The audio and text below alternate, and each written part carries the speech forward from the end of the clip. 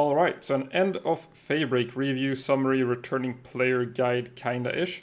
I will be going through the last 6 months. There's been 2 major updates, one pretty minor update that didn't change a whole lot. We had the Feybreak update itself, and then we also had the Crossplay update, the world transfer update. So I'm going to be going through just really quickly some of the key points and how I felt about it over the course of these last 6 months. I will be using paldb.cc. Just because it has these nice little hoverable pictures and stuff like that, a little bit better than the official patch notes for doing this kind of video, in my opinion. So I'm going to be dividing it into some parts, skipping a little bit just to keep the video a little bit shorter. So I will be covering probably the new pals, the new oil rig, the Xenoloord raid, and then just some random stuff like the new weapons and buildings, maybe the island itself, and some of those new attacks maybe. So we'll jump straight into it. We got some Terraria teaser, more relevant probably tomorrow or the day after, once we do get that Tides of Terraria update. Just a little teaser, pretty fun to have a ranged weapon that didn't use ammo, but the noise was a little bit annoying. But that's not really relevant. Let's move on to the pals. So for the pals, it was very much a highs and lows kind of deal. The pals themselves were very good. At least a lot of the new ones, in my opinion, were very good. I liked pretty much all of these new pals, maybe not Celestir, and Niafia's partner skill was maybe a little bit of a letdown. But a lot of the others, like Sylvaegus with Aegis Shield, very cool. It creates a shield that blocks some damage. You had Omaskull with a teleport and life drain, Splatterina teleporting. Then these 3 here, Tyrantris, Ashermain, and Bastigor, were probably my 3 favorites. Just very fun to use in combat with their partner skills, the saddle effects. And then we have some of these variants, which for me were kind of meh. You know, just because a lot of them were available so late, like Foxbark, Christ on Feybreak, Capture Knocked on Feybreak. Like, sure, you can breed for them, but that's not super fun to do in your first playthrough, and you're probably prioritizing those few cakes you have to get some worker pals going. And just a lot of dark pals, like Daisy Knocked with the color effect. We already had Daydream for that. Kitsa Knocked with the swapping to dark thing. We already had like 5 other element swap pals for that. So just a little bit of odd choices with that, and especially like the level they are available at, like the saddle level. Where is it? Starion saddle level 57. We got Ashermain 56. Like a lot of these pals, even the shotgun for Niafia, I was hoping this would be like a level 15 pal. So the level balance of that is a little bit odd. Hopefully that is something they rebalance, like the tech tree and where these pals are found. But something else I really liked was the Smoky and where is it? The other one, Nightmare and Smoky thing, where you had these pals that helped collect some specific items in the overworld, which was pretty neat for me. I just liked having pals that did more than just base work or combat as like their thing. So overall, I really liked the pals, a bit heavy on the dark side, and a little bit questionable elements for the variants, I feel, and questionable partner skill swaps for them as well. So then we move on to the new resources, Chromite and Hexlite. Not so much to say about them, we're gonna get new stuff. We might get the mining sites for them in the next update. They were a little bit different in like how they were a lot more grindy to get, let's put it that way, than previous materials. But also they were kind of a luxury thing. After you had the structures, you didn't really need them. You could just settle for plasteel armor and using the quad launcher or something for a good while. So we'll see how Tides of Terraria handle these. They've been quite bugged throughout these 6 months of Feybreak, so if I don't want to be negative, but I'm gonna complain about something, it's the main resources of the endgame kind of being consistently bugged throughout the update of Feybreak. New buildings, I think I'll cover these a little bit later when we get the list for new buildings. Predator pals, pretty cool. Probably gonna be more relevant in Tides of Terraria, because the Predator core was used for the Meowmere. So maybe we'll use these a little bit more, but did like the Predator Pass and the Bounty NPCs. Just more bosses to fight. Like everything that you get to fight is, in my opinion, some of the best stuff. I didn't really farm Bounty NPCs, but I've heard they're pretty good for buying like tech books. If you're low on technology points while leveling, they're supposed to be decent for that. And one downside is the bounty tokens. They added 2 types of bounty tokens in the same update, so people confuse them a lot. It's like the calling raids raids. You know, you have the raid bosses and then you have the raids that raid your base with random NPCs. Hopefully they just rename that stuff.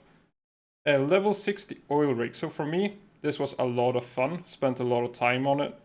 And probably because of those slightly lower drop rates in the beginning. But then we did get an update that kind of changed how much you need to grind it. So then it was a lot of fun again. Just lower grind overall. The attack chopper was pretty controversial. So the new oil rig has this boss that it summons when you try to get the good chest. And it was a bit controversial. Like, it's fun to have a boss to fight on the oil rig. It was not so fun that your pals couldn't really join in.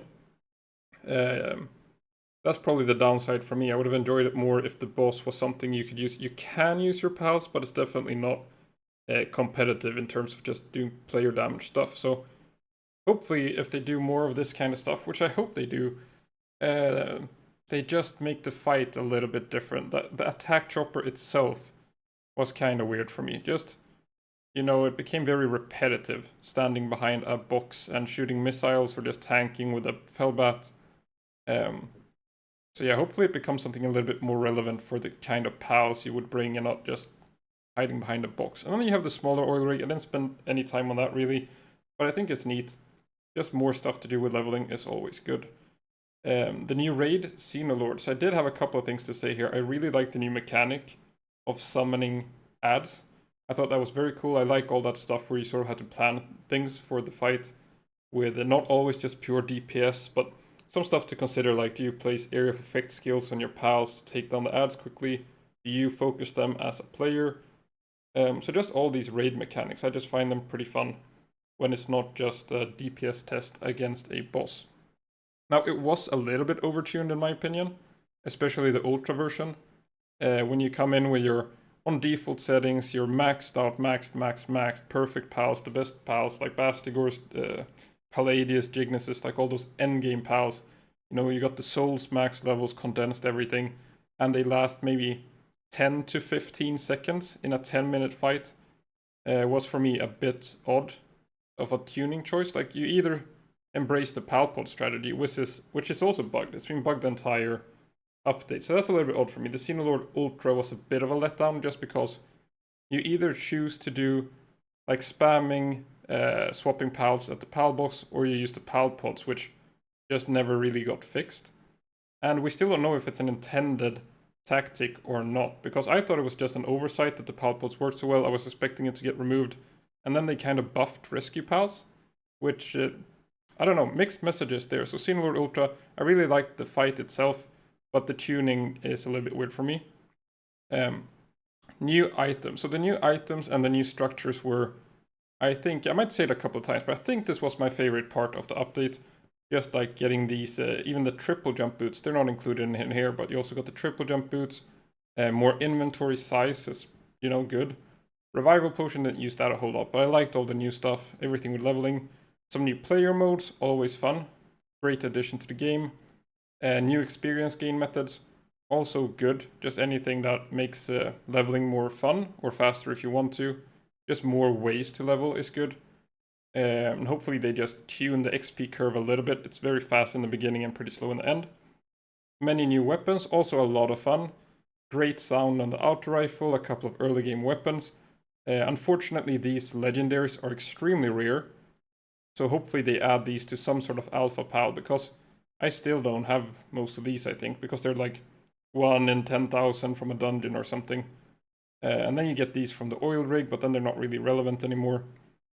And then we have these, like the bows, really good because they don't use gunpowder, the compound bow, while leveling. Advanced bow, just fun, you know, a lot of fun. Maybe the laser gatling was a bit heavy on the ammo consumption side, like it's very expensive. Same thing with plasma cannon. Very expensive since they do use that hexolite stuff, which was a bit of a grind to farm. The swords, they didn't really work.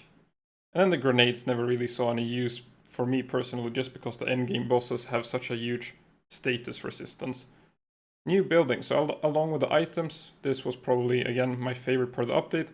This thing right here, the large-scale electric egg incubator, this is the best part of the update. And this is the best part of the update right here, item retrieval machine. Very good. Skill food orchard, best part of the update right here. Very cool. So I just like this kind of stuff, you know. Item retrieval, the guild chest as well. Oh my god, so good. Gold coin assembly line, also very nice, especially when leveling. Pure quartz mine, this one was questionable for me. I think most people placed a pure quartz mine, let it run for a day or two, filled a chest with quartz, and they maybe used like 400 quartz since then out of their 1 million quartz. You don't really use a lot of quartz. Gonna skip ahead some of this. Is just additions, which is always good. You always want to see a nice fat stack of stuff, you know. And this is what I meant. Even the PalDB has the mistake here. You can now obtain successful bounty tokens. So it's not the successful bounty tokens by beating the field bosses. These are the tokens you get by beating the alpha bosses. So not this token you turn in, but the ones that give you an element boost, which is also pretty neat. But it's kind of hard to math out. Made my testing a lot more tricky. Then just some stuff, sphere critical hits, more XP, just a lot of good stuff here. Base related, everybody loves this. Base related stuff. Monitoring stand fix, just some good stuff here. Moving on, so the unique skills. This is similar to the new pals for me. High highs and low lows. I love that pals have their own specific skills. I think that like it's the good and bad part of having skill fruits is that when every pal can learn every attack, you kind of just go with the highest stat one with the right element and just slap whatever skill is best on it. So there's no real reason to switch around. Giving pals these unique skills, as long as they are better than skill fruits, makes you want to use them. Like Glacial Impact Bastigor, Nightmare Bloom on Libro, stuff like that. So unfortunately, most of these skills were bad. Most of them. I think almost all of them you would not use over just a good skill fruit. So it can be nice while leveling, like you get your very early Univolt. Can we see the saddle level? Yeah, so level 14 saddle, you get the Lightning Gale, and it's decent, you know, against a lot of the early big alpha bosses. But for most of them, like, it's not something you base a build around. Like Germantide Ignis, it's basically just a fireball. There was no like multi-hit skill here. So yeah, I really like, you know, some added stuff to all of the pals, making them unique.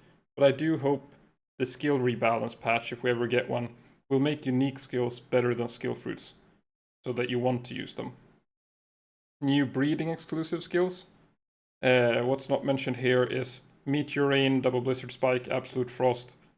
These skills that you can breed for that don't have skill fruits. I just think that's nice, you know? Some people get locked into the mindset where they have to breed for these attacks, and they're not good enough to really be a requirement, so they're just something fun to breed for. Kind of like IVs and stuff. People get locked into this mindset of breeding perfect pals, and they spend so much time doing it, but you really don't have to. It's just something for fun here. Rainbow passives, another one with high highs and low lows. So I really like stuff like Vampiric. You know, just having these rare skills was a lot of fun. When leveling, you got your first Demon God. It's a lot of like a special moment or whatever. I just really didn't like it on my raid pals. Getting these rainbow passives on the Rio, the Libro, and the Xenolord was probably the least fun I've had in Palworld. But I was also pretty unlucky. I needed thousands of hatches to get these passives. I ended up with 30 maxed Xenolords before I had Demon God, so I don't know. I mean, I didn't have to go for it on the raid pals, but the raid pals are probably some of the most fun pals to use. They're very cool, so you kind of want like Vampiric and stuff like that on them, and especially if you're going for like the Eternal Engine Swift Xenolord and stuff like that.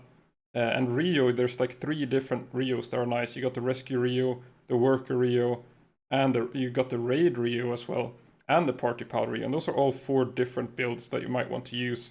Then you also have like Eternal Flame builds and stuff like that. So just building the different Rios was a lot of work. But I do like them. I just hope they kind of make them a bit more acquirable on some of those raid pals. Work suitability books. I'm gonna ignore them because they don't exist. Crime? Okay. So a lot of just random stuff here. We can see a little bit of adjustment for work suitability. I really like this part. I hope they do more of this. giving pals work level 4 or even buffing some old pals to work level 2 and 3. Like, it would be nice to get an early game level 2 mining pal and not only have to chase, I guess it's Tombat or trying to get Penking, stuff like that. So just a bigger spread of available pals. Unfortunately, Rio again locked behind some late game stuff. Transporting for a little bit random. But you know, just neat, giving some pals. So not every base is the same. That's sort of my criticism for Feybreak as an island as well. And these work levels, that if you want like the sort of optimal, which a lot of people do want the best base location and they want the best worker pals and stuff like that, everybody is using the exact same bases. Like you got the triple hexalite base or the triple oil base. That's where you're gonna end up. You're gonna be using those like German Tides, Anubises, Noclems, Frostallion, Nox, like pretty much every player save file, if you're going for a semi-optimal playthrough, is gonna end up with the same base pals and the same base locations. So hopefully they change Feybreak around a little bit. It was these missile battery camps that never despawned, and just there being one triple hexalite spot that kind of caused it. There were a lot of potential base locations on Feybreak, but most of them were covered in these missile camps that never despawned, so you never really got to use those nice locations. And this thing here is a lie. It never happened. PalDB even covers that. The in-game file is still 6%, so Levander and Felbat never got the buff that was in the files from 6 to 10, which is probably makes sense because they are extremely powerful. I guess this was in the patch notes. Then Pocket Pair kind of saw the way people used Felbat against hard mode Björn and the oil rig, and kind of went like, no, actually this is fine. 6% is fine. Maybe they even considered nerfing it after all those oil rig attempts that people made. Alright, so then we jump to the second update. So during Feybreak there was the Crossplay update, which was a pretty big update. It just wasn't a named update, the way you get Sakurajima and Feybreak and now Tides of Terraria, but it had a big impact on the game. We got the trading with the global PAL box, able to trade for work suitability books and stuff like that. Probably one of my favorite videos I made during Feybreak was the PAL for book or book for book trading video. Just because it felt nice to create something like that for the community thing. Just a lot of fun to see people actually start doing it in the trading channel. So just fun there. Dimensional PAL storage. Again, one of the best parts of the update. 320 pages of PALs. It is a little bit bugged. It might eat your PALs, but that's a price we have to be willing to pay for this kind of thing. It's hungry. So just great addition. Away with the viewing cages. Able to store like temporary pals. You can do a lot more stuff now, like I want to save a female and a male of every blank pal, or I want to get all the breeding exclusive skills on one particular pal as a template, like just stuff like that. Just cool. And you're now able to save some of your more, what do you say, like your original pals. Like, oh, I leveled with this Chickpea on my team all the way, and now I want to keep it forever. Just chuck in here, I guess. Transmog, also very cool. I like that. I made a video asking for it and we got it, so you're welcome. Photo mode. Now this one was also for me. I think Pocket Pair saw how terrible my thumbnails are and decided to help me a little bit. Great addition for me personally. And drafting table. This is the one that reduced the grinding on the oil rig. Before you needed to do like on average maybe 200 oil rig runs to get that lightweight Exolite legendary. And now it's way less. I think it brought it down to like 80 or even 60 or something. I can't remember right now, but it's a lot less grinding. It lets you sort of combine schematics to make a new schematic of a higher tier. I guess this explains it better than I did. Then there was some small changes that had a pretty big impact. Buildings can now be placed even if they overlap. Very nice change. There was the dog coin stuff. Don't really care about these elemental chests. Increased experience gain from defeating the attack chopper. This is probably the weirdest balance adjustment I've ever seen. But it's funny, you know? It's very funny. I'm not sure who's leveling pals against the attack chopper, but that's probably some Chad out there doing that. Now where was the one? Here it is. So this one, this little piece of text here, did a lot of shaking up the meta, because these two new skills didn't have a minimum range. So electric and dark pals just keep walking closer to the boss as long as your other skills don't have a minimum range. And then once they're really close, Rock Burst and Air Blade just do insane damage. Even Poison Shower versus some bosses, Volcanic Rain. So this shaked up a lot of the hard mode Björn and other tower boss. Like the best pals against them are now these dark or electric pals that get in real close with some sort of skill and then Rock Burst. A pretty cool change, and it was also needed because those skills were terrible that they had before. And then not much else really. There was a minor patch in the middle somewhere that tweaked a little bit of balance around, and that pals now cool down, like their attacks cool down inside the spheres. That also changed quite a lot of stuff. You can now use 5 pals and just rotate between them for holy bursts and stuff like that. So overall, let's go back to the main page here and scroll back up. We had the attacks. Great addition, just need some balancing like most of the skills in the game. Right now it's holy burst and air blade, beam, slicer, blast, cannon, wall splash on pretty much everything. If you are a min-maxing slave. Then we had some player changes. Okay, this is still the best part of the update. The new weapons are just fun when leveling. Just more fun to have stuff. Maybe some more alpha bosses here. New items. For me personally, it's the triple jump boots that really shine. Xenoloord, very cool raid mechanics.